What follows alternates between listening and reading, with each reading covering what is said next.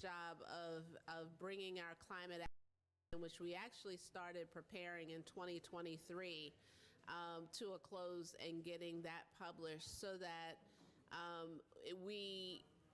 folks know where we're headed, what our North Star is, and where opportunities are to partner with us. And we have a better understanding of where we can partner with others, especially those in community and especially students. And it was so good to hear from the student leaders this morning. And it reminded me of the students that we had interning with us last summer who were tasked with developing concept solutions for a hydrogen hub. And when folks on our staff said, that's not really reasonable, not really possible, they came back to us and gave us 4 or 5 presentations with some astounding perspectives and approaches to having WSSC water be an anchor as a hydrogen hub for our service area. Real tangible actions that we can take to get in that position, and we're excited about doing that work. Allison is joined by our Deputy General Manager of Mission Support, David McDonough, and Joshua Mai, who is our one of our managers at the bioenergy facility to help present and answer questions. But again, we're excited to be here. This is, I think, a long time coming, and we look forward to working with all of you in partnership to make sure that we address climate change, the climate crisis, and the existential threat that it is. So with that, Allison, done. Wilson.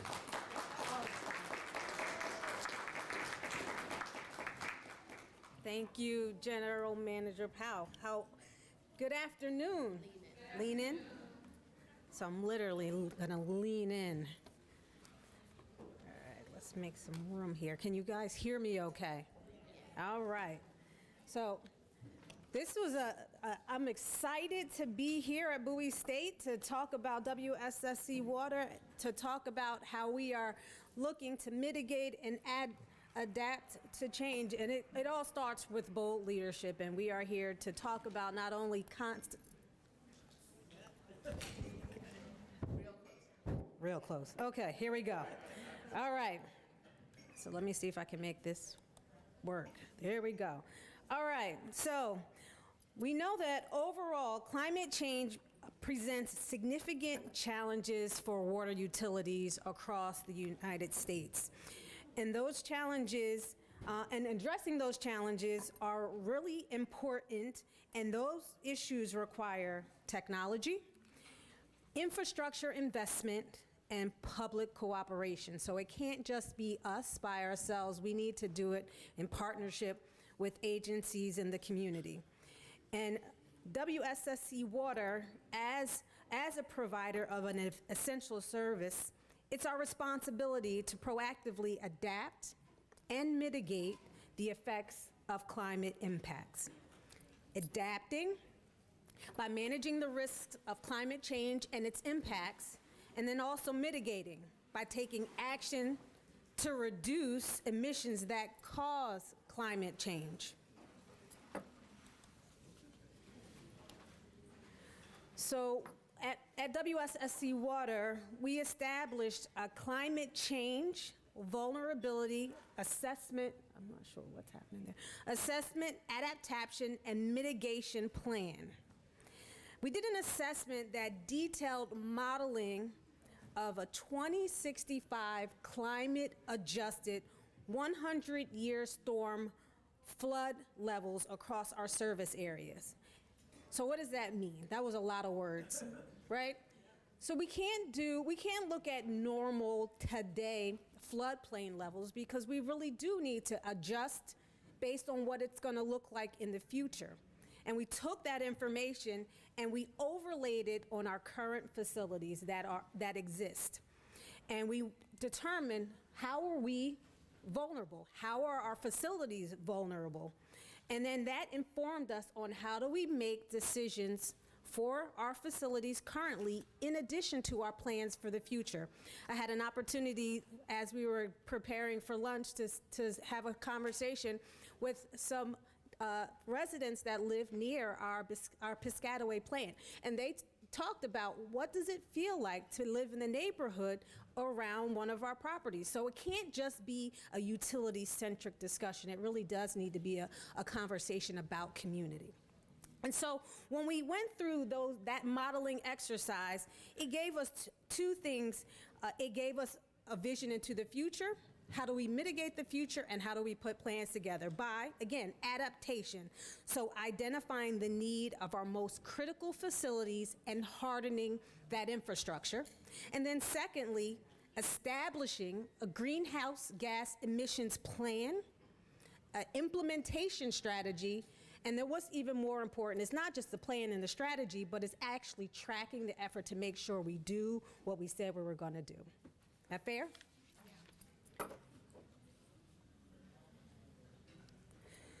So as you see shown in this chart, the area we can make the biggest impact the fastest is through purchase or generation of renewable energy.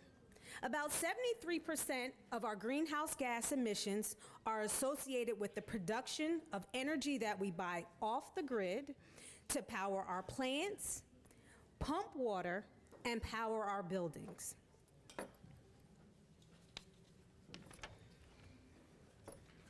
So a plan is good, but action is even better.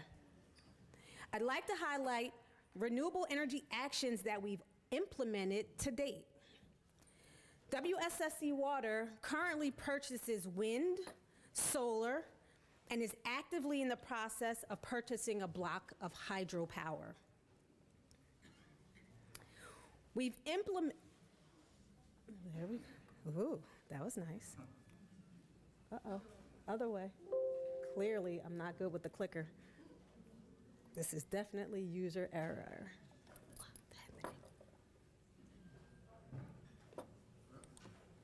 See if the clicker works, because the... No? Next? There we go. All right. All right, so wind power. We've implemented wind power at...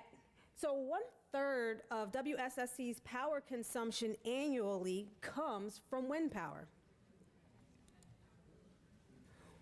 We've implemented solar at 2 of our WSSC water sites at Seneca and our Western Branch. And additionally, 1 remote solar site that's installed and producing with what is the equivalent of an annual harmful emissions of over 425 houses. Just think about that. And then hydro. We have hydro pump turbines at Rocky Gorge Water Pumping Station, and those turbines pump water from Duckett Dam to the Patuxent Water Filtration Plant, which equates to that's the equivalent of the emissions generated from charging 62 million smartphones. Just to give you an idea, because those numbers sound big, but I want to give you an idea of what that equates to. So we talked about a couple of things that we've implemented, but let's talk and turn to what's planned. From a renewable energy perspective, again, solar, hydro, and thermal. At Kiefer Funk, we've planned a solar array that's the equivalent of over 10,000 acres of U.S. forest in 1 year. And this is expected to go live at the end of this calendar year. At our Temple Hills Depot, we are planning solar, and we're trying to make the determination right now. We're currently evaluating whether it'll be a roof-mounted solar or canopy. At our Anacostia Depot, we have a solar roof canopy, solar rooftop and canopy in addition to a green roof. And that alone is equivalent to harmful emissions of 95,000 gallons of gasoline conserved. And so this is something that's going to go live in 2029. And then planned, we also have planned at the end of this year purchasing a hydroelectricity block, which is equivalent to the harmful emissions of 46 million miles driven by the average gasoline-powered vehicle. So again, these are projects that we have in the works and that are planned that are going to make significant impact to the environment. And then thermal, which we're really excited about at our Anacostia warehouse and heavy equipment building. This is cutting-edge technology. It utilizes thermal capacity of wastewater to heat and cool our building. And we received a grant from the Maryland Energy Administration for this pilot project and are looking for other opportunities to utilize this technology, especially near the Anacostia waterway. And then the Potomac microgrid, where we're using natural gas-fired engine generators that will provide continuous power generation for 65% of Potomac's peak load. And the remainder of that power will be purchased off-grid. So that, again, that gives you a snapshot of some of the things that we're doing. We are also at our Western Branch and Piscataway Water Resource Recovery Facility are working through reduction of methanol with green sources of carbon. And then we have several energy efficiency projects, some that we've completed and some that are in process. We've completed a lighting and controls and HVAC upgrades and retrofits to 15 of our WSSC water facilities. And we also have planned aeration blowers at both our Piscataway and Parkway water resource recovery facilities. So again, it's not just plan, but actually action. And so we talked about our buildings, we've talked about our plants, but we also have to talk about vehicles. We have 23 vehicles in our fleet, so electric vehicles is also a strategy within our climate action plan.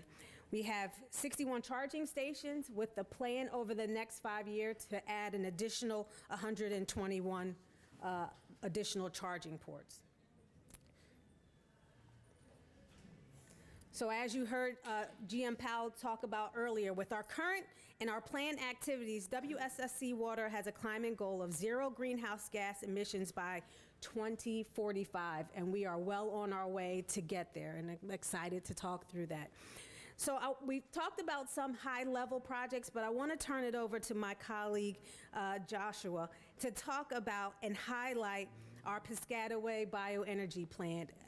It is a crown jewel in our network, and you heard GM Powell talk about turning poop to power. So let's talk a little bit about that, Joshua. You want to help me out? Sure, you want to come up here? Excellent.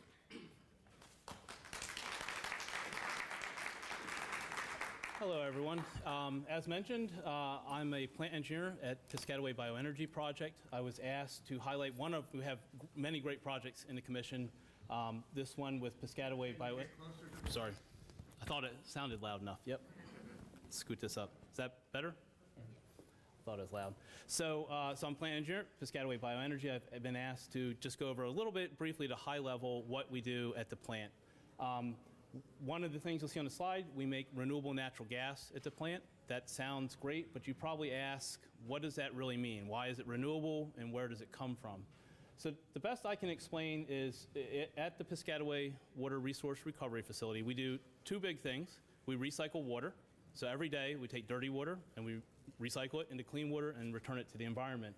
Historically, we've also taken the material we remove from the water, which with this being lunch I won't get into, but you can imagine we take that material and we return it to the environment, traditionally in the form of land application, so this organic matter is returned beneficially to the environment, basically as a fertilizer, right? What we do now is we recover and recycle energy. This is new. There are other plants in the US that do it, but this is a big project for us. And you ask, like, where does this energy come from? If you imagine solar energy, right? We have a solar panel, you make electric. We know the sun provides energy. We know the sun provides energy for photosynthesis and grows materials. It stores it as chemical energy. Well, a lot of that ends up going down the drain. So we are able at this plant to extract the remaining energy out of the waste material. We turn it into renewable natural gas, And then that can be used to power vehicles, to power generators, to make heat, and other ways to recover energy out of what was in the past a waste material or recycled. It's good for land application, but that's maybe not the highest use of this material, and we certainly recover it at its highest use now with the production of renewable natural gas. So one thing that's important to remember that gets skipped in a lot of this is we burn this gas and it makes carbon dioxide. But remember, because this originally goes all the way back to photosynthesis of plants and vegetative material, basically food that has energy, we all know food has energy, it's gone down the drain.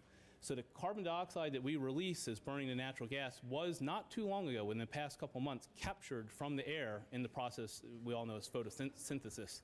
So it is circular both on energy and on carbon dioxide. Is that a pretty good explanation of what we do at this facility? We're here to take questions if you want to get into any more detail on that. So thank you, Josh. We are excited about what we're doing at Piscataway every day. God, me and this clicker. Goodness. It is very sensitive. So we want to open the floor for questions.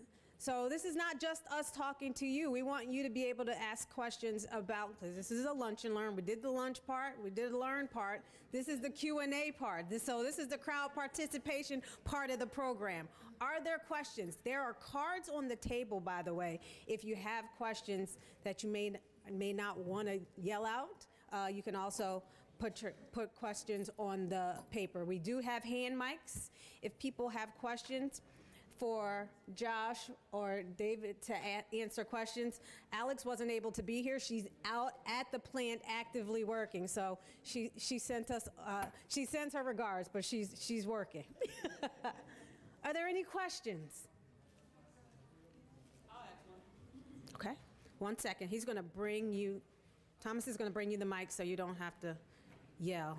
I'm going to use my teacher voice. That's the real voice, the teacher voice. Good afternoon. Thank you for being here. So I'm with Prince George's County Public Schools. Our CTE program is environmental studies. So I'm wondering always about internship opportunities for young people to learn while they're in high school, and then opportunities for them to advance and sort of pipeline through as they graduate.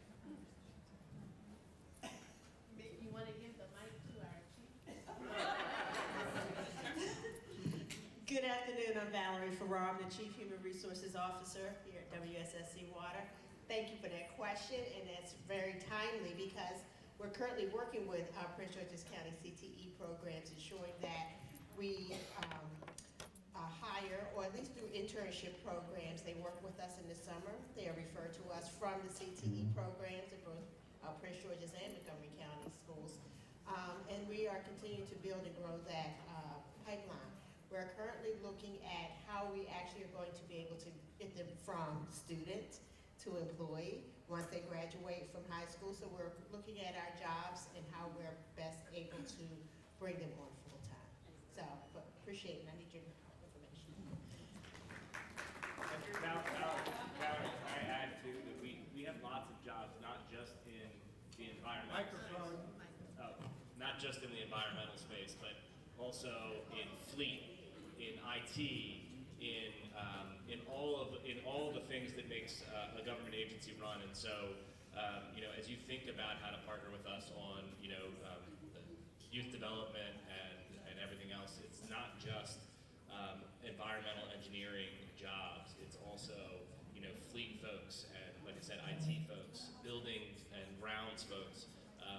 We need all of that, not just those technical positions. Thanks. All right, we had time for one more question.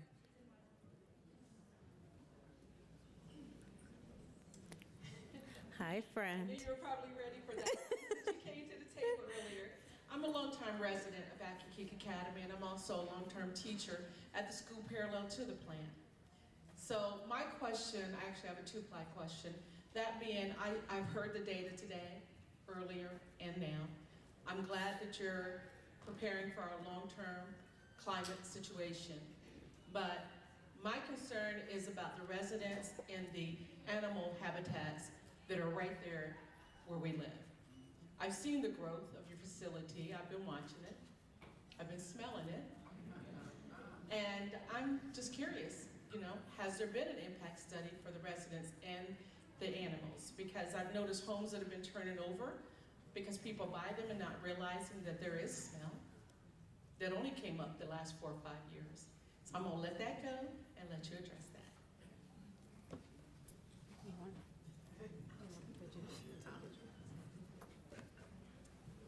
Well, seeing as Allison just got there 5 days ago, I don't know that she can address this, but what I will say is, and I was not here when the project was conceived, so we'll follow up with you on any impact studies that were done. There's certainly for any new construction that we do, and this was largely funded by MDE, there are environmental impact assessments that are done, and we can share that information with you. We want to be a good neighbor, and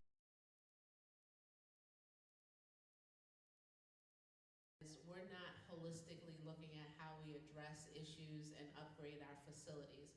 We also were not investing in our treatment facilities other than the consent decree that's happening at Potomac and the bioenergy facility at Piscataway.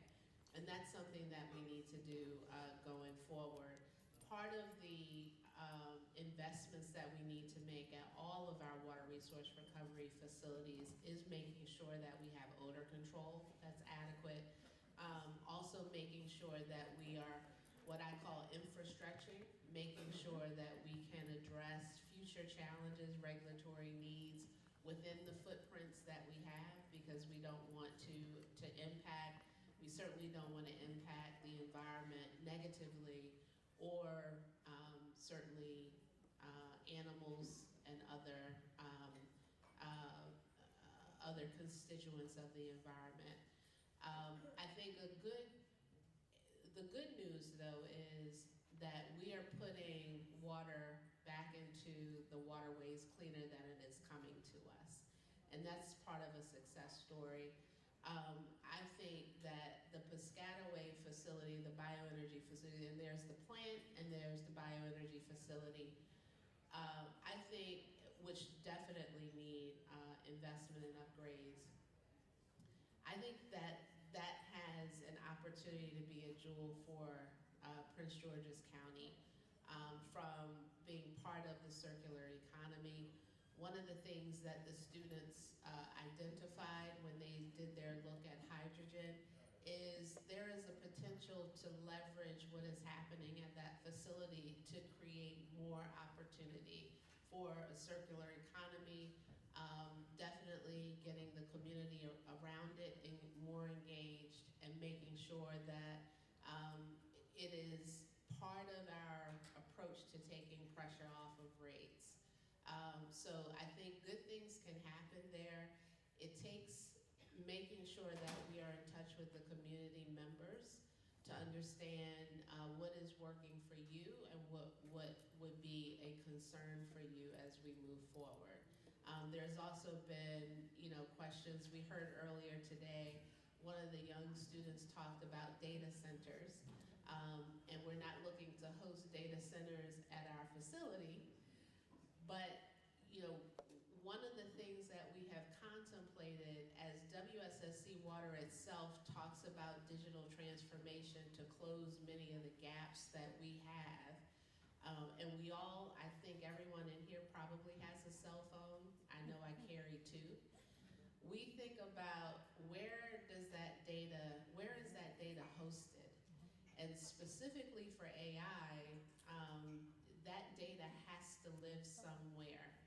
And so we are thinking about how can we be part of a responsible solution to leverage benefits of infrastructure investment in the communities, and potentially water reuse may be an opportunity to mitigate some of the concerns. So probably a little bit more than you wanted to hear in response to your question, but we will follow up with you on the assessments that were done, and I will go back and take a look at those myself to make sure that we are doing exactly what we committed to and what we were required to do. and then we'll keep the conversation moving as we continue to make investments there. Thank you. Can we just take one more question? No? Oh. Well, we're available for questions after this if you want to ask. Thank you for your time and sitting in with us. Thank you. Thank you so much, WSSC. And they have an exhibit table outside, so if you want to learn more, please go chat with them. So we'd like to call up the next panel. We are running behind, clearly. So this session will go until 1:45. We have